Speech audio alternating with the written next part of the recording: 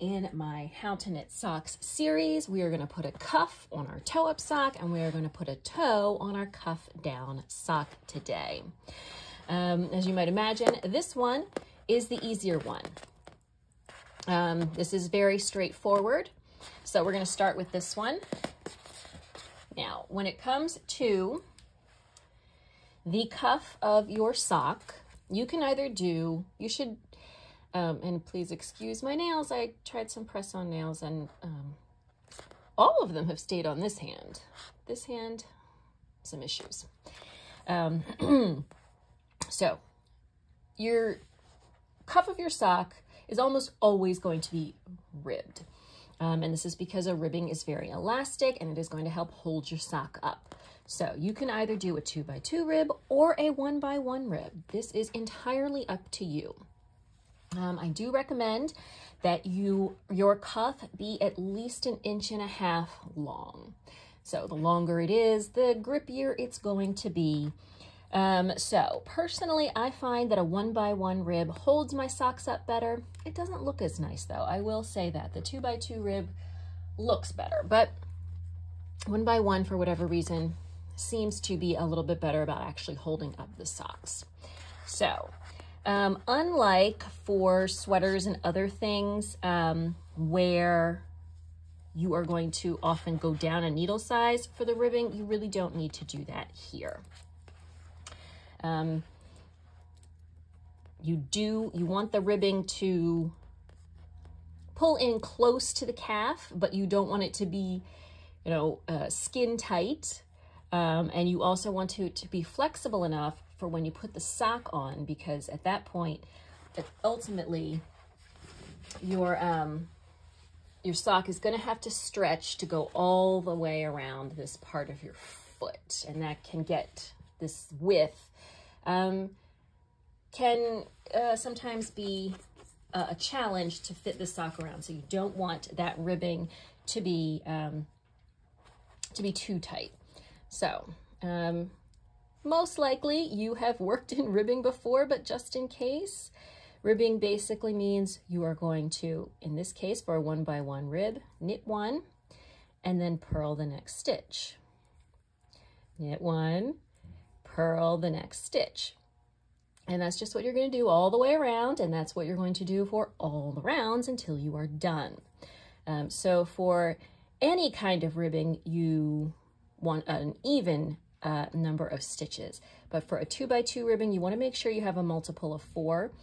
Now, sock patterns are generally worked over a multiple of 4 stitches, so it's usually not a problem, but sometimes you can accidentally miss an increase or a decrease here and there. So you want to double check that you do have either an even number of stitches for a 1x1 rib or a multiple of 4 for a 2x2 rib.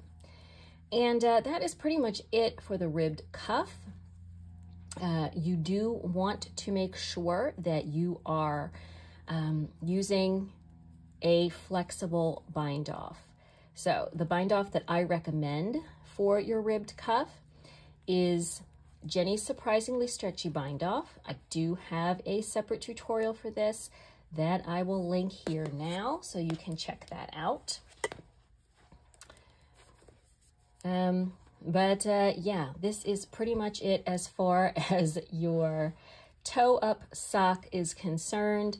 You are knitting your sock until it is the height you want, minus that cuff, and then you were just going to add that cuff, either a 1x1 rib or a 2x2 rib. And then once it is 1.5 inches, 2 inches long, you will bind off with some kind of flexible bind off. Yeah, so that there is really not much else to say about the toe-up sock at this point. This last part is very straightforward.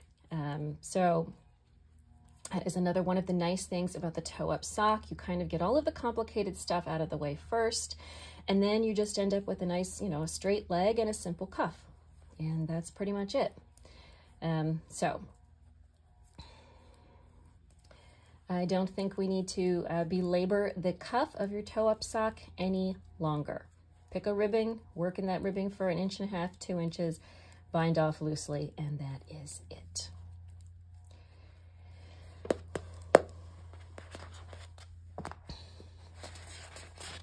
Your cuff down sock, you have to put a toe on it. So when do we want to start the toe? The toe of our sock, depending on the size of your sock, is usually going to take about 2 to 2.5 inches to knit the toe. So basically what you're doing is you're going to narrow down your sock to, not like a triangle point, but a rounded point. So the more stitches you start with, the longer it's going to take to narrow it down to your final stitch count, which is usually somewhere around 16 to 20 stitches. The simplest way generally is just to try it on until the sock is kind of right at the bottom of your big toe, and then you want to get started on the toe shaping. All right, so the first part of the toe is a 2-round repeat, and that is on the first round you are going to decrease. On the second round you are just going to knit, and you're going to repeat that until you have about 32 stitches, somewhere around there. It's not an exact science. And then you are just going to repeat the decrease round so that the toe is going to kind of go gradually and then kind of come in a little bit more sharply at the top of the toe. So for your decrease round, you're going to knit 1, slip, slip, knit. Then you're going to knit to 3 stitches before the halfway point. So in this case, I've got my stitches divided evenly over 2 needles. You may have a marker, whatever the case may be, but you're going to knit to 3 stitches before your halfway mark. Here we are, and we're just going to knit 2 together, knit 1. Then we're just going to repeat that for the second half of your stitches. So again, knit 1, slip, slip, knit, knit to the last 3 stitches,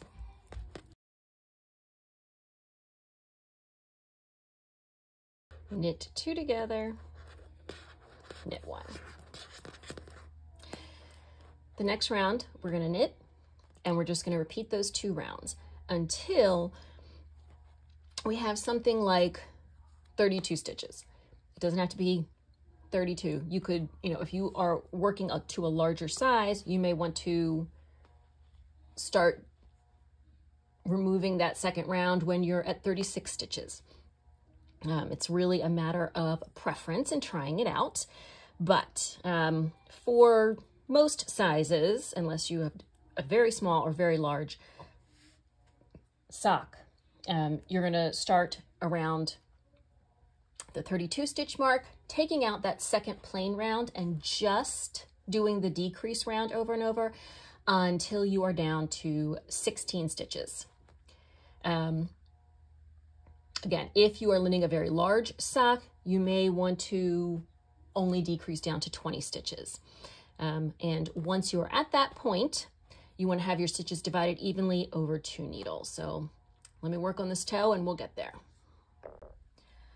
All right, while we were working on our toe, let's talk a little bit about how to take care of our socks once they're done. So once your socks are done, you should wash them and lay them flat to dry. You do not need sock blockers. Sock blockers a lot of times overstretch socks. They are wonderful for displaying socks if you want to take photos of your socks, to show them off, but do you actually need them? No.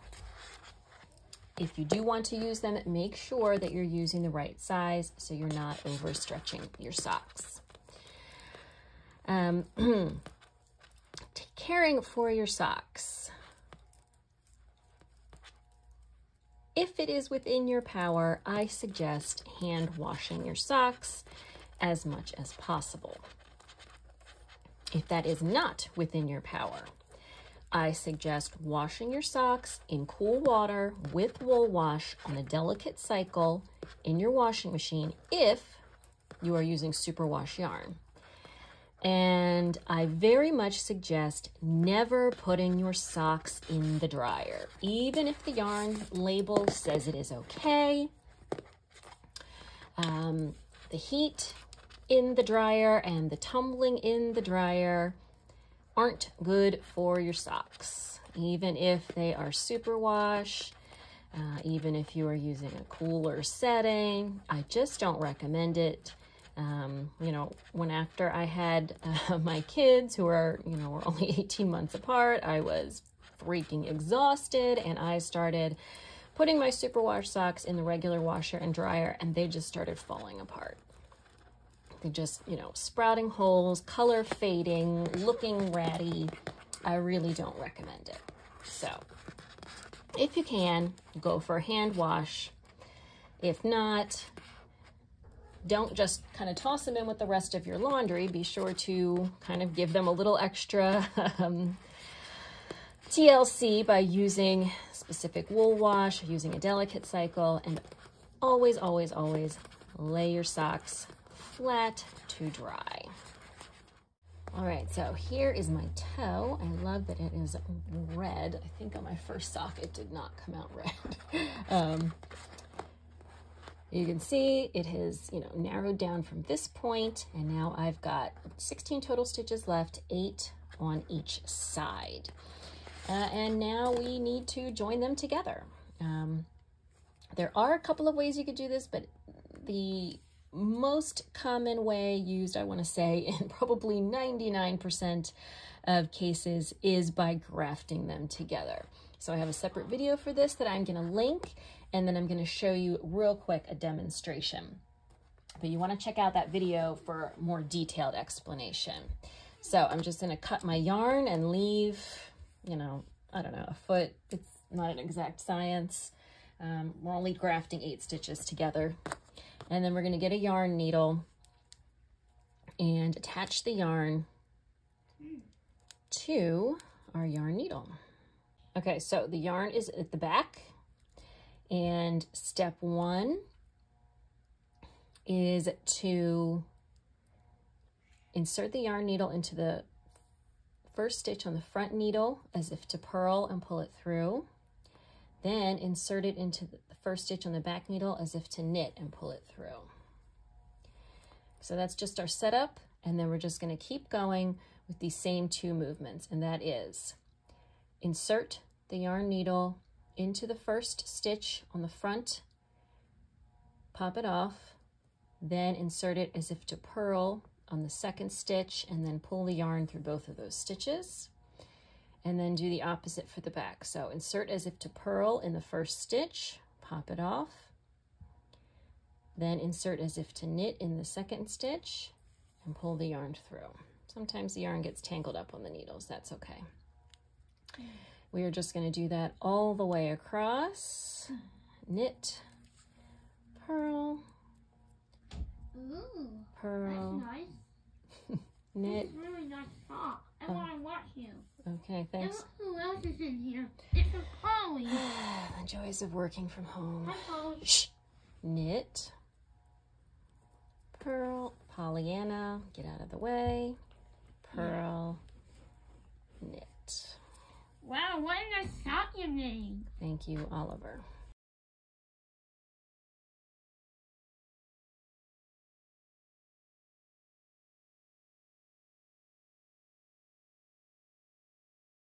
Okay, when we get to the last 2 stitches, we just knit and pop that needle out, and then purl and pull it through both. And now your sock is done.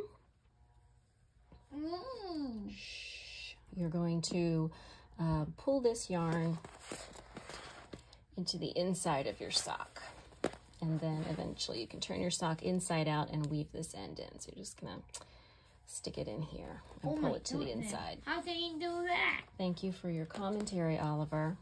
Now, please Okay, so that is your cuff down sock. It is finished. We already talked about washing, laying flat to dry, not over blocking.